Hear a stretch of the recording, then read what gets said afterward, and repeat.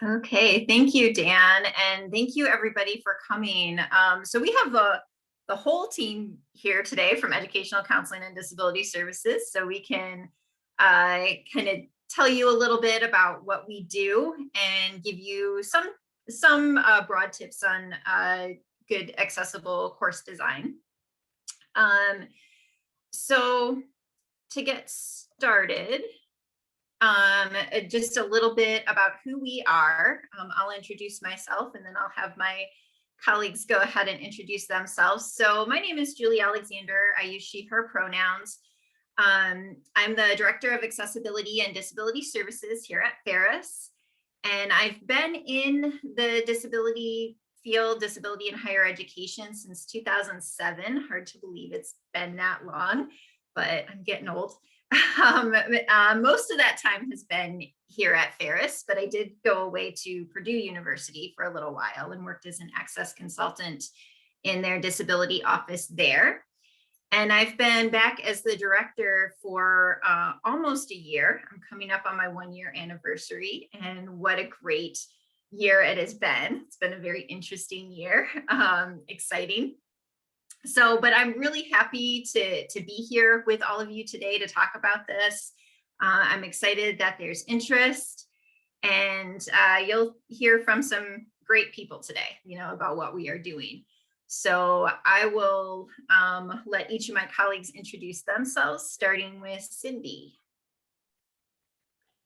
Hi, everyone. Thanks for attending today. My name is Cindy Smith. I'm one of the educational counselors in Educational Counseling and Disability Services. And this is my 5th year here working with students with disabilities. So, and it's been a good adventure so far. So I'll turn it over to Kim. Good afternoon, everybody. My name is Kim Dickman. I'm also an educational counselor here at Ferris. I've been here for almost 10 years, which means I'm working on my 10-year review, and hopefully people will keep me around. That would be nice. I came here from Northern New Mexico College. I was out there for about 6 years. So I'm up in the Great White North again.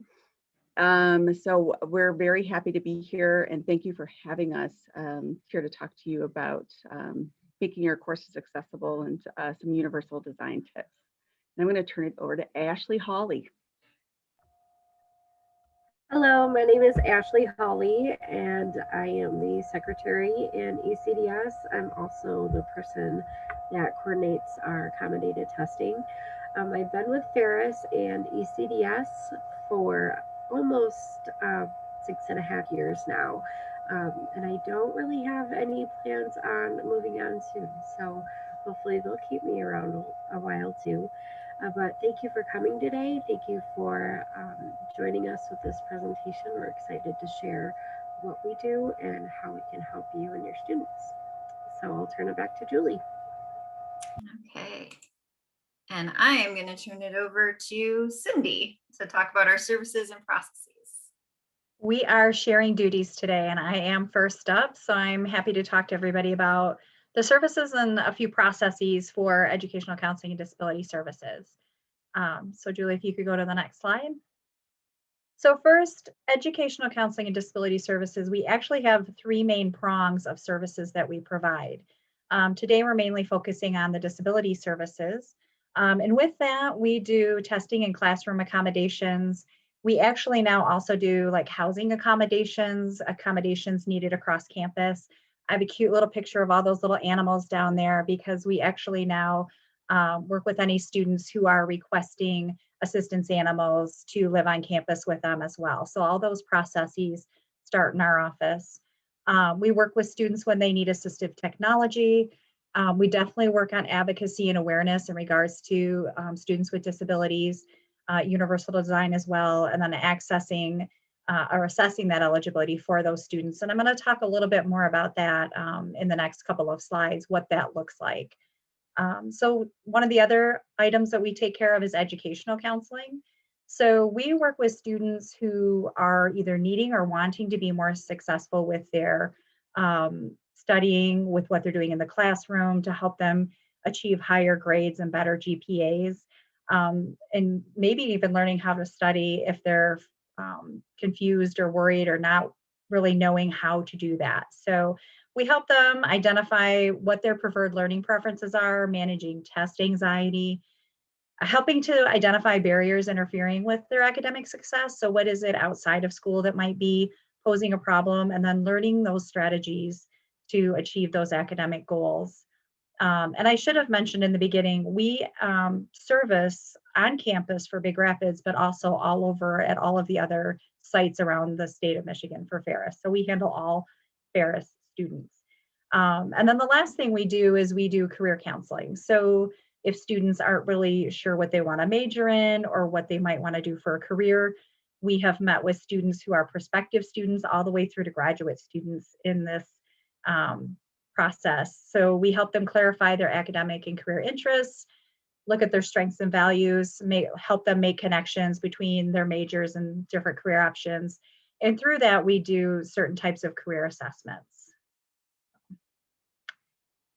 So disability services, I just wanted to start out giving just some general information on Ferris. At Ferris, 3% of our population identify or work with our office as students with disabilities. And just to give you some perspective, I looked up a couple of other statistics. Nationally, in 2015, 2016, the national average was about 19% of persons with disabilities. In 2018 to 2019, during that school year in the K-12 system, there was about 14% of students with disabilities, and 33% of that 14% were learning disabilities. So we really feel like we are probably not reaching all of our students on campus who need to utilize our services. And so we are always looking for ways that we can do that. And we really appreciate referrals. So if there's anybody who's struggling, send them our way and we can talk to them about what opportunities or accommodations might help them out. And then I just have a chart that Ashley was nice enough to put together for me. Kind of shows the breakdown of where our students are on our campus in regards to the types of disabilities that we have. Very interesting enough, of course, in the past year, our mental health disabilities, have gone up in regards to the number of students needing assistance animals, number of students needing other accommodations within the classroom and online in regards to some of the struggles that they're having. So, next slide, please. Thank you. So what happens with the student when they are requesting accommodations? The first thing we want them to do is meet with Julie, Kim, or I in regards to what their needs are. And that's what we call the interactive process. With online students, we would do that virtually or via phone, or we can do that hopefully sometime in person again on campus with our on-campus students. So that we ask the students to complete either an online intake form or a form called a student request for services, kind of the formal kickoff that they're requesting some type of accommodations. We do ask for third-party professional documentation with their diagnosis, and then if they have information in regards to what their symptoms are and how they're affected by their diagnosis within the classroom or across campus. So we go through all of that. We talk about what kind of accommodations will provide equity for them to be a successful student or to be an active student on campus. When we approve that, we then meet them and kind of go over how everything works within our office with those accommodations and what their responsibilities are.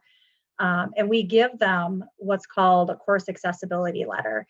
And what they do with that is they take that to any professor that they want to have accommodations within that class. They actually have a choice.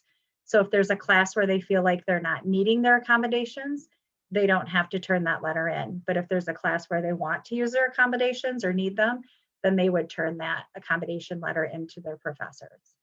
And these are all done.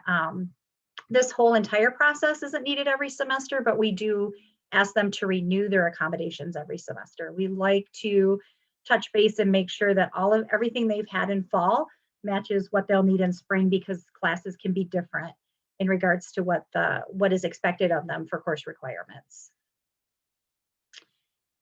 And lastly, so what do faculty do with this information? So the student's first responsibility is to turn in that course accessibility letter to their instructors. And the students should have a conversation with each professor in regards to how to implement those accommodations in each classroom.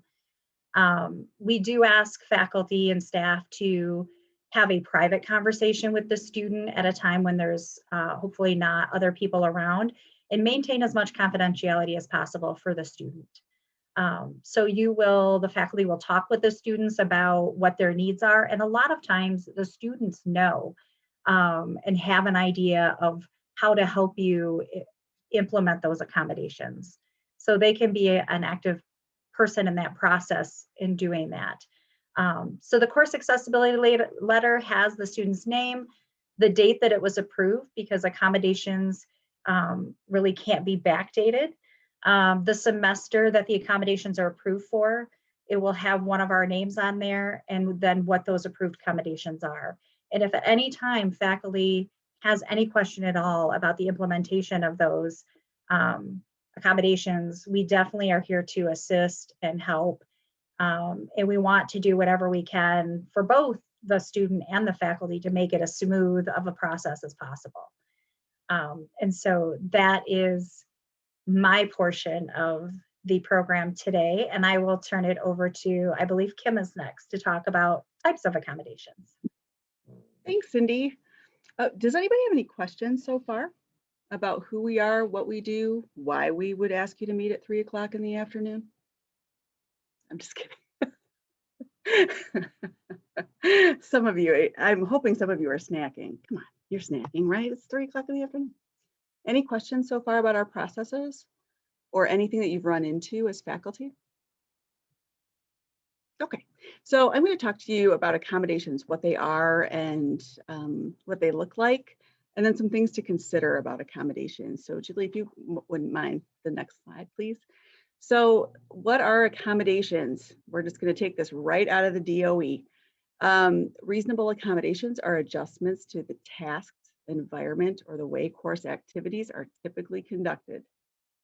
The adjustments enable individuals with disabilities to have an equal opportunity to participate in an academic program. That's it. So what the accommodations should do is help the person have an equal playing field with everybody else in the class. What they should not do is compromise the essential elements of the class. Accommodations, if they're done correctly, will not make the class easier for anybody in the class. It should not make it easier. They also should not make it harder for anybody in the class, for the student in the class for any of the tasks. So it should just kind of equal things out for a student.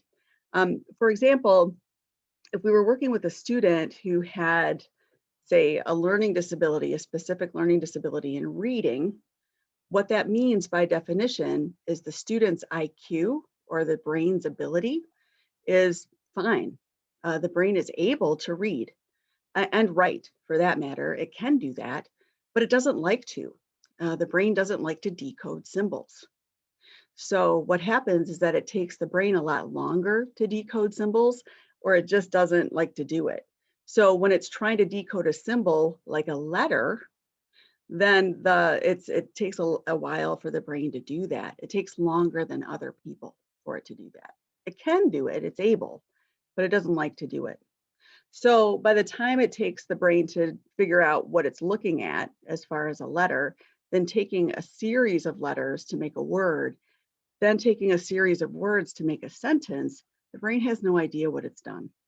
And it's confused, and it has to read the sentence over and over again to figure out what it's read. That's in a nutshell what dyslexia or a reading disability can look like for somebody. If somebody has exposure to simple words over and over and over again, they can get through those simple words pretty easily. But it's not going to get better for somebody. Learning disabilities don't get better. But what we do at our office then is, if reading is troublesome, we're going to take reading out of the equation for somebody. as much as we can. So usually folks with dyslexia or a specific learning disability in reading are very spongy through their ears. So we're going to get them books that are digital, that can be read to them with an e-reader. A lot of books are sold now electronically through the publishers.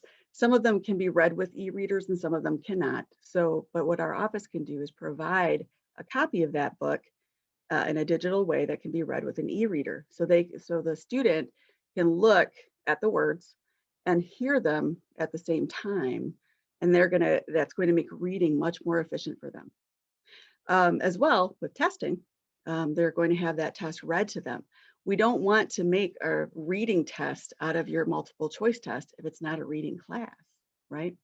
We want to, if it's a chemistry class, we want to know what they know about chemistry, not how well they can read. So we want to give them the opportunity to get that information through their ears instead. For some folks with a reading disability, they just need more time. They need more time for their brains to decode the words that they're reading, and that's all they want. They just want more time to do that.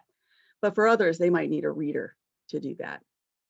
So we give them that opportunity to read. The other thing with reading issues, if your brain has trouble decoding symbols, it's also very likely going to have trouble with writing because spelling is going to be an issue likely for folks. Not always, because reading disabilities are on a continuum of severity, but the more severe it is, the more likely you're going to have trouble with spelling. So we help students use things like voice to text software for spelling. And we have them use different kinds of note-taking tools and things like that. So they're not so hung up on actually trying to spell, because that can be very slow. And they're more efficient with taking notes, oh, thank you. Sorry, I just move it. I just do my own thing here. You know what I do. So these are examples of accommodations that you might use for online courses, and I'm just kind of running through them, but we'll get to all of these in just a second. But we'll use different kinds of tools and teach students different kinds of tools if they haven't used them in kindergarten through 12th grade. And typically you're going to find a learning disability probably before the age of 6. Every once in a while, just FYI, in case you're interested, a student's IQ or a person's IQ is very high, and that learning disability might not be found until later, until they hit a problem area later when it's very challenging for them.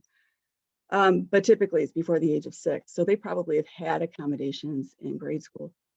But we'll teach them tools or give them tools to help them equal the playing field so that college is more, it's just more of an equal playing field for them.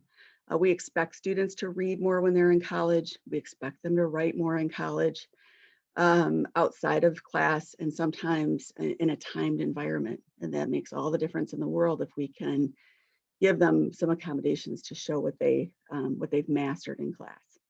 Okay, examples.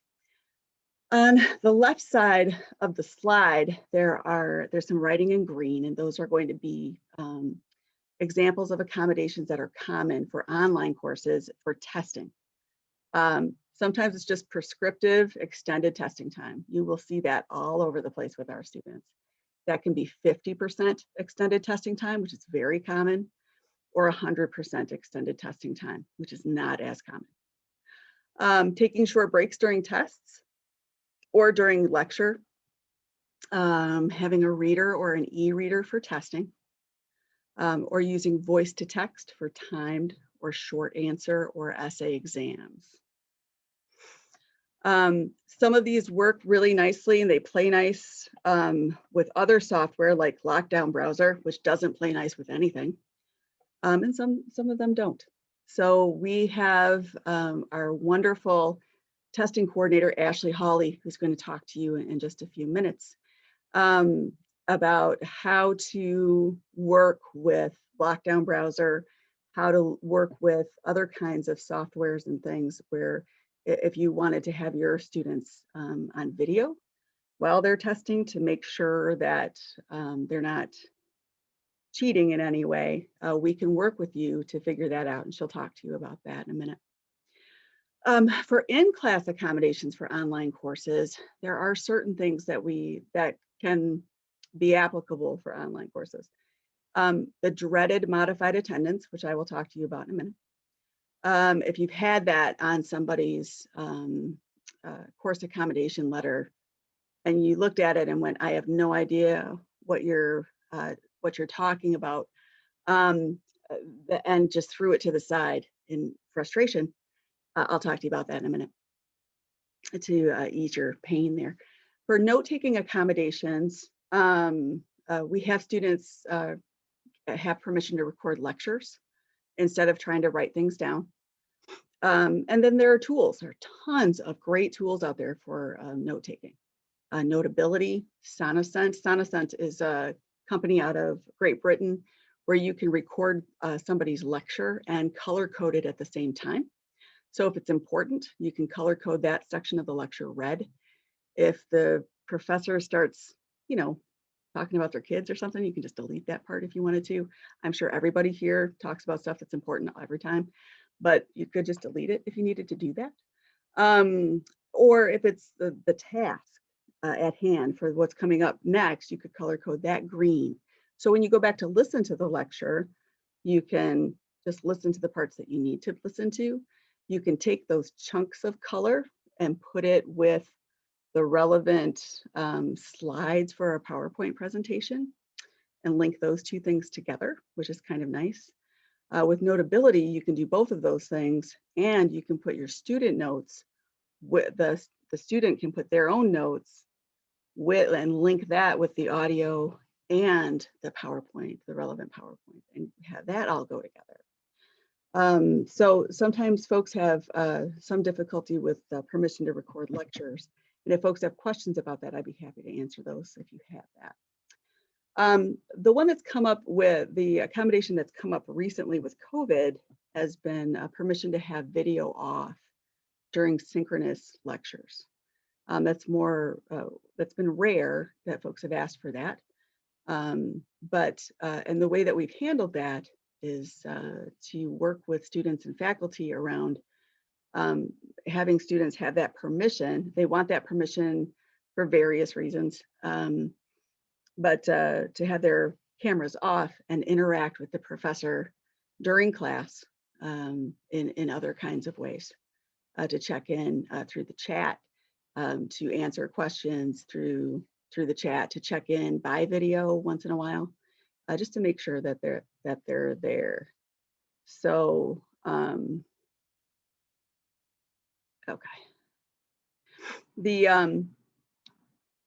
And I'm just going to talk about modified attendance a bit, but just before I get to this slide here. So for modified attendance, for those of you who are working with that one, I just want to say that modified attendance is an accommodation for students who have a chronic illness. And that illness we know is going to have flare-ups in some way. That could be a seizure disorder, migraine disorder. There are lots of different kinds of things. MS, there are lots of different kinds of things that can have flare-ups during the semester that might take a student out of the game for a day, maybe multiple days, usually just a day. And modified attendance allows students to be absent for class, and we want faculty and students to make an agreement, typically in writing, we want this in writing, of what happens if they're absent due to a disability-related reason. And it's up to the student. We want students to start this conversation with faculty about how do I, as the student, talk to you, communicate with you about my disability-related absence. We want that done typically through email, so you have a written, you have something in writing. And then if it's a lab day, how do I make that up? Can I make it up? If it's an assignment due date day, is there a reasonable extension that I can have for that? If it is an exam day, how do I make that up? How long do I have to make that up? Is there anything I can't make up? Is there something maybe that was done in class and it's impossible to make that assignment up in any other way? There are lots of questions that can be asked to make a modified attendance agreement, and it's all based on your course's design. So thinking that through and making something in writing based on your course's design is kind of the key to making modified attendance work. We are here to answer your questions and to help you create those modified attendance agreements. And once you've done it once, it will be very easy for you to do those in the future. And that leads me to this slide. So when you get these course accommodation letters, these are the things we want you to consider. How do the accommodations listed fit with your course's design? How can they be implemented? Reach out to the student and discuss how to implement these accommodations if the student doesn't reach out to you. We encourage every student to reach out to you, but if they don't, it's okay to reach out to them. If they don't respond, you can always reach out to us as well, and we can try to make those connections happen. If you have questions or concerns about anything, particularly if you think an accommodation is going to interfere with the integrity of the class or the course's work and make it easier for the student in some way, please talk to us about that so we can help alleviate that. Because if it is going to make it easier for the student, then we're going to need to either adjust the accommodation or take the accommodation out for your class. We can do that. So please don't hesitate to contact us. Questions or concerns yet? Do you need a chocolate? See, I'd be giving you chocolate at this time if we were in person. That's all I'm saying. So, all right, I'm going to give it over to Ashley to talk to you about testing accommodations. Sorry, about how to accommodated testing. Yeah, thank you for that slide. Thank you, Kim. So I am the secretary at our office, but I'm also in charge of accommodated testing, scheduling testing, working with our students for accommodated testing. Can we go to the next slide, please? Thank you. As Kim said in her section there, most of our students that have accommodations have accommodated testing time. It's our most common accommodation that is usually paired with the distraction reduced environment or a noise-free environment.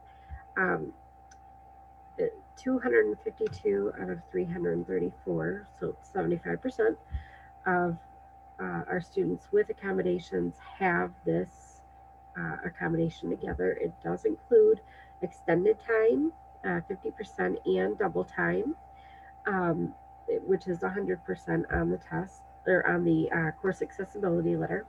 But it also can include assistive technology, breaks included, or breaks as needed if they have a chronic health condition and need to just take a break or a rest period. Calculator is needed. Some very rarely can listen to music if they just need that extra noise in the background to help them focus. A reader or scribe and a private room. Reader and scribe can be done virtually with the help of Zoom and screen share, which we found out through COVID. So a lot of these can be done virtually. It just depends on how the test is set up and the arrangements, how they're made prior to taking it. Next slide, Julie. Okay, so here's the process. I just want to go over the process a little bit. The process from start to finish, the student will go online through the ECDS login, through my FSU portal, and they can schedule a test or exam online. It will walk them right through their classes and it'll list their accommodations, what they are requesting for that test. Some students, an example of this is if they need a reader, if they require a reader, but for a math test, they can decide they don't need a reader for a math test. They don't click that option. And that lets our office know to have somebody to read or not to read at that time. They can also email us or they can call our office too. Next slide, please, Julie. These, any way the student schedules, they do need to have it 3 days in advance at least. And this is for a couple of reasons. This is to ensure that our office has the appropriate staff if we need more people to come in for readers. And it also gives the instructor time to get the test over to us. If we request that they have a test to us a few hours before the test, that's not fair to the instructor or the student or our office. After a test is scheduled, a confirmation email will be sent to the student, the instructor, and our office. And it looks similar to the image I have. With that email, it will include the date and time of the test and what class it's for, with a test transmittal form. And we'll talk about that in a second. But any other information should be included there, and instructors are encouraged to respond to that email if they have any questions or concerns about the upcoming test. Next slide, please, Julie. And with that email is the test transmittal form. And this is one of the most important forms at our office, in my opinion. It's most important for us because it is the official document of a test. So basically, this confirms all of the class information, your information. I have on here your test, your directions. So if a student is allowed to have a calculator, have a page of notes, their textbook, basically anything short of Google, it needs to be on this form. Otherwise, if it's not on this form and a student comes to us and says, but my instructor said that we can have a note card with notes, I will call and verify, just because it's not our test, it's your test with your rules. So we do like to have everything noted on that form. Another very important piece of information that's highlighted is your contact information. So if a student is taking a chemistry test and has a question about an equation or a formula for that test, I'm not a chemist. We would then call the instructor. We would call you and have the student talk to you directly. So that information is pretty important to have on there as well. This is the official document, as we stated, but it also has the student acknowledge, yes, I've been here at this time for this test, and here are my start times and my finish times and my signature. So this is a very important form to have, even if the test is online. Please include that. It will help us either way. So next slide, please, Julie. And so a little bit about the testing environment. When a student comes to test in our office, they've scheduled their test at least 3 days in advance. We've received the test from the instructor, usually by email, and now the student comes to take their test. They would come to our office, and all of their things are stored in a cabinet, and we lock that cabinet. And then we ask them a series of questions, and this is usually pretty fun, and we usually get some pretty funny looks, but we have to ask. These questions include, do you have anything in your pocket? Anything in your pockets? And they will usually take their pockets out and show me that there's nothing in there, or they'll usually find a lint or a cell phone or candy. Whatever it is, it needs to go in the cabinet. We also ask if there's anything in their hats, scarves, anything, any pocket-like things that notes could potentially hide in. We ask them that. We also ask to see inside their mask now, because masks are great, they're safe for COVID viruses, but they also have these little pockets inside, and students could hide notes in there. So I have not found any yet, but let's cross our fingers that doesn't happen. Either way, we'll ask. And then the student is walked to their seat, and they have a specific rules at their station as well that remind them you cannot get up and take a break unless you're permitted to. Uh, Once you are done with your test, you cannot go back and ask for it back to fill in more answers. And then if they are caught cheating, they will be reported to their instructor in the Office of Student Conduct. This is something that we take very seriously in our office, and there's just no need to do that here. And then if a student has questions, of course, we always try to contact the instructor. Next slide, please. Okay, when they are finished, they will sign the test transmittal form to basically testify or show that, yes, I finished at this time, here's my signature. Everything is then sent back to the instructor. If they have notes that they were permitted to use, that's also sent back. And we also keep a copy of the tests on our computer for a month. So just in case anything happens, we have a copy that we can provide to you, and then after about a month, we usually delete those. But everything is then sent back to the instructor, and tests are also delivered back to the instructor with one of our student workers or through campus mail. Next slide.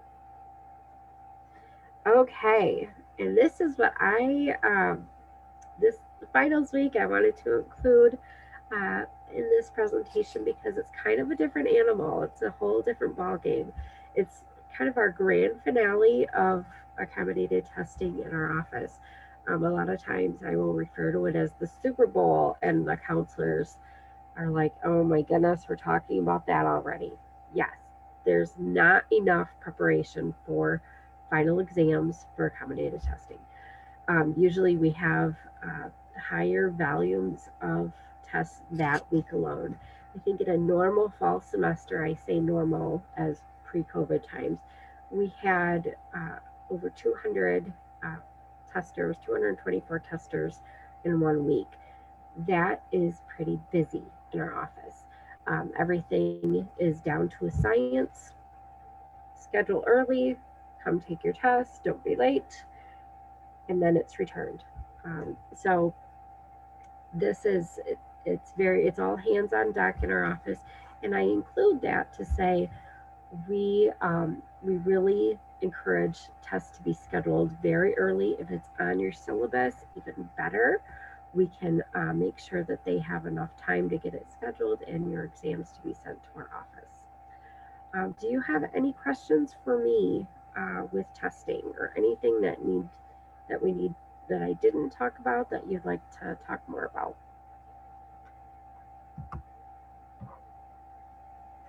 Okay.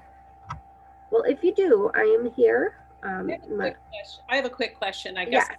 I'll address the entire group. I'm interested in assessment, and this isn't the logistics about how to go about testing. So that's why I'm going to address the whole group. And I might be ahead of the game, and you just tell me to wait if that's the case. But students can show learning in a variety of different ways. And I think, and I'm wondering if any of you can suggest resources for faculty to be able to create assessments that will address different learning styles. Some students might, excel at writing an essay, whereas others might excel creating a video and so on. And I'm wondering if there's any resources out there that any of you can suggest, or maybe, you could submit, down the line, or give us a workshop or something like that, so that we have assessments that address different learning styles. That's a very good question. I think I'll have Julie or Julie or Cindy or Kim handle that one. Okay, yeah, that is a good question, and that starts to get into universal design, which we talk about on a high level. As far as resources, I am going to, at the end of the presentation, I'm going to put a file in the chat with some more universal design resources that you can take a look at, different examples of universal design.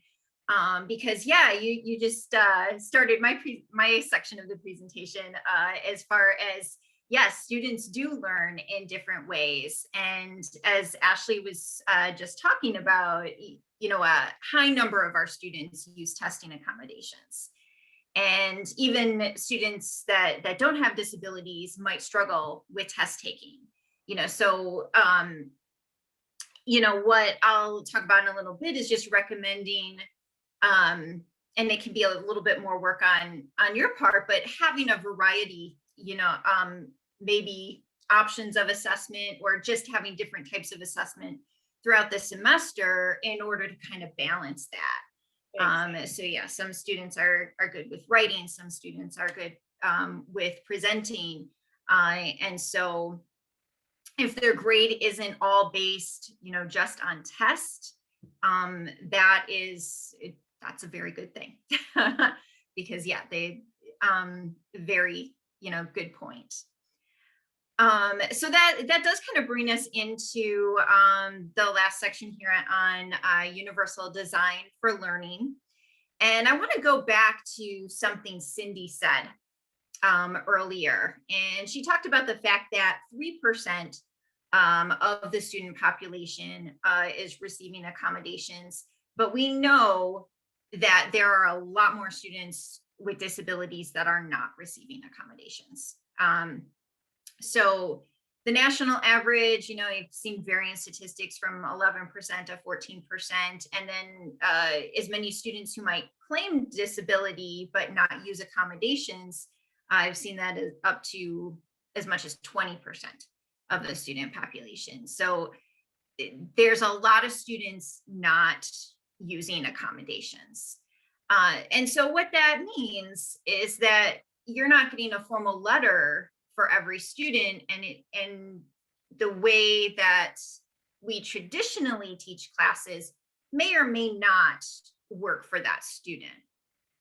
So what I'm going to do today is kind of give you a high-level introduction to the concepts of universal design. And then, as I mentioned, I will post in the chat at the end here a document with more information and more resources for you to be able to look into that a little bit more. But let me start with what universal design for learning, or UDL, is. And so we hear the word universal, and I've heard some people say, you know, inclusive design is a better term. It cannot be truly universal. It's very hard to get everybody. But the idea behind universal design is to offer multiple means of engagement, representation, and action and expression as you can, so that you're reaching as many learners as possible. So multiple means of engagement, students are interested in different things. They're motivated by different things. And so you're going to be hooking them in different ways. So there, and I'll give you some examples of multiple means of engagement. Representation, this part is kind of near and dear to my heart as far as disability, because Kim did a beautiful job of explaining learning disabilities with reading.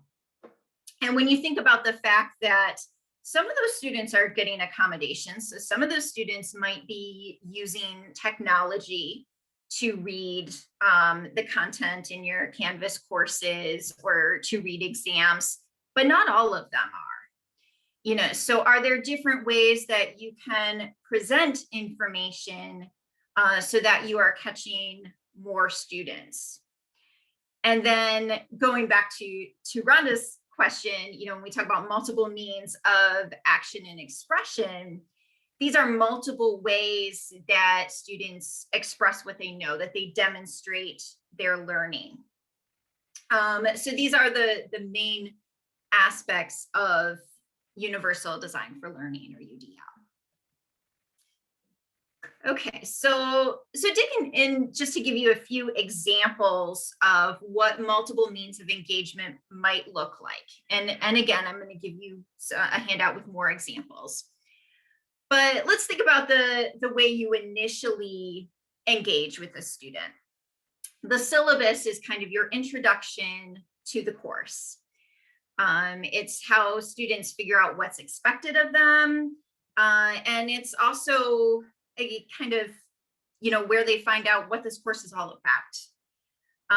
And so that's your first opportunity to engage them, to get them interested. And students are going to be taking the course for different reasons. Some of them it's part of their major. So they're already, kind of interested, or they're interested for a certain reason. And then, especially if you're teaching a gen ed course, they might just need it to graduate. So it's not something that pertains to their major. So if you could, in your syllabus, kind of talk about the different reasons why students might take this course, can't put paragraph after paragraph into your syllabus, of course, but, just a little bit to grab them. That's something, that's one aspect of universal design, multiple means of engaging them that way. And looking at your Canvas pages, where your main course content is. I know when I talk to students, and a lot of them are frustrated with online learning. Some students love online learning and they would keep it forever. And then other students struggle with it. And one of the things that I've heard from students is, well, every instructor sets up their Canvas course differently. And so I don't know, I get lost, in trying to figure out what I'm supposed to be doing. And so one thing that you can do, things aren't going to be completely consistent from one class to the next, but making sure that those pages are, clean, clear, free of clutter, lots of white space, so that students can easily navigate through those Canvas pages. That would be helpful. When it comes to multiple means of engagement on assignments, one example there is allowing for personalization of assignments. So what does that mean? And my suspicion is a lot of faculty are already doing this, especially if you have like writing assignments or projects, allowing students a little bit of room to personalize it or do something that pertains to their subfield, what they're hoping to go into, so that they can be more engaged with that process. Another aspect when we talk about multiple means of engagement, also, what are the different ways we can engage students who might be struggling in the course? How do we keep them engaged? How do we keep them interested? And part of that might be letting them know, giving them easy access links to support services or academic resources that are available. So if there is some place in your module development where you can put links to ECDS or the Academic Literacy Center, the Writing Center, things like that, that's something that would be really helpful for a lot of students, because they don't necessarily know where to find those things. And if you can make it very easy for them, just kind of embedding that into the Canvas shell, then that's something that I know a lot of students will appreciate and will probably use more. Okay, so multiple means of representation. So, kind of just a few examples here. So, again, as Kim was talking about earlier, some learners are getting things through reading, some are getting it more through their ears. Students learn and take in information in different ways.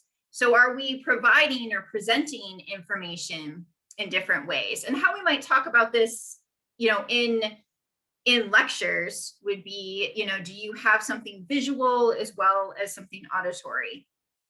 And how do you incorporate that into your Canvas course?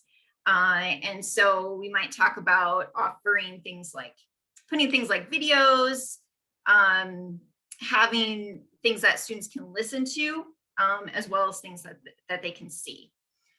So just some different things there. With your syllabus, one thing that UDL does ask for is when it comes to your syllabus, trying to keep that plain language as much as possible. Now, like I said before, this is the student's first introduction to your course. And, if they're confused there, then you're probably going to lose them, right? So one thing that you can do is if there's going to be any concepts that they might not be familiar with or terms that they might not be familiar with, putting in hyperlinks or giving them a little bit of information there might be really useful and helpful for them at that time. So, and just kind of looking at the time here, so I know we're getting short on time. So I'm going to go to the next slide because this is something I'm really excited to talk about. So I want to talk about captioning and live transcription. And this is also, a part of good universal design. And if you are particularly if you're doing synchronous Zoom lectures. So now through Zoom, all paid accounts have live transcription available. So I want to make sure everybody is aware of that. It's pretty easy to set up. You first go out to your Zoom profile at zoom.us. You scroll down to the bottom of the page where it says closed captioning, turn on the closed captioning, and then make sure that live transcription is enabled. Then when you get into the Zoom meeting, all you have to do at the bottom of your screen, and you can probably see it now because live transcription is turned on. There's a little button that says CC live transcription. You click on that, you can enable or disable live transcription right there. And then you and everybody in the Zoom session will be able to see the captions at the bottom of the screen. So one thing that we know about captions and live transcription is they benefit not just deaf and hard of hearing students. The majority of students benefit from having captioning, particularly students who might be English language learners. They might benefit from having the captions on. Or if the professor happens to be, a little bit soft-spoken or speaks quickly, all of those things, it might be helpful to have that captioning on. And that's just something that is very helpful. One thing that I do want to note, however, is that this is computer auto-generated captioning. So what that means is that there's going to be mistakes, right? Because this is not a human being doing these captions, this is a machine. So you might get a formal accommodation letter that states a student is going to have what we call CART services. And that will be another person entering the Zoom room to do captioning. And so that's another process. And we don't have to, spend time going into that because we're quickly running out of time. But I just wanted to make sure I got to that. Excuse me, Julie. Yes. I wanted to be sure to mention, as far as our testing in eLearning has revealed, these live captions do not end up on recordings. So if you are recording things, maybe it's something we have to buy into, but we're actually still investigating that. If you are recording your lectures, it's important to make sure they end up somewhere that will have captions. Additionally, that could be Canvas Studio, that could be YouTube, something like that. Thank you for mentioning that, Dan. I'm very glad you brought that up, because one thing that I failed to mention that I should have is for any post-production captioning, you can also send those videos to the Faculty Center for Teaching and Learning. Jeff Gabalis and Wes Thompson can help you with getting those videos captioned. And so if you have recorded videos, yes, we can get those captioned. Thank you. Okay, so we talked a little bit about multiple means of action and expression.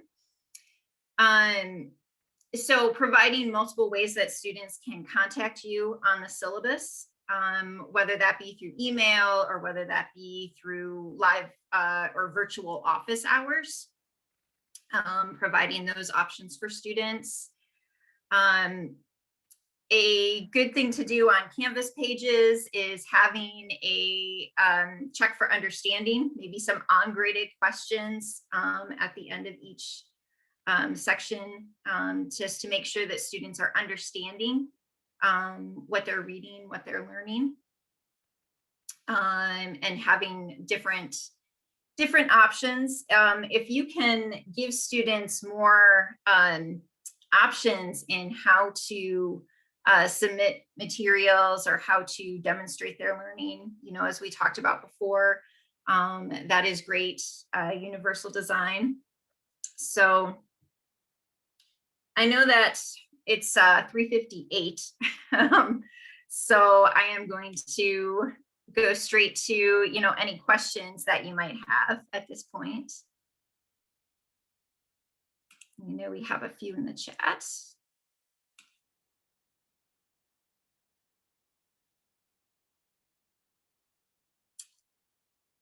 Okay. All right. So I am going to add that file that I had mentioned.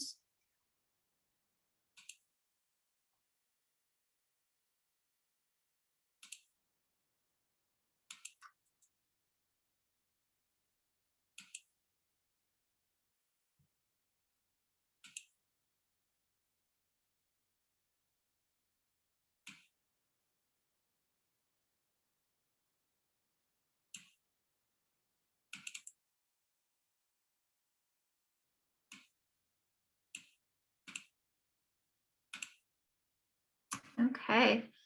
All right. Well, thank you everybody for your time today. Yeah, I really appreciate it. And thanks for everything you do to make Ferris a more accessible and inclusive place. I'm sure everyone will join us in thanking the team from ECDS as well. Great to have you here. This recording is going to end up on our YouTube channel, and I'm going to send it to everyone here directly as well. So keep your eyes open for that.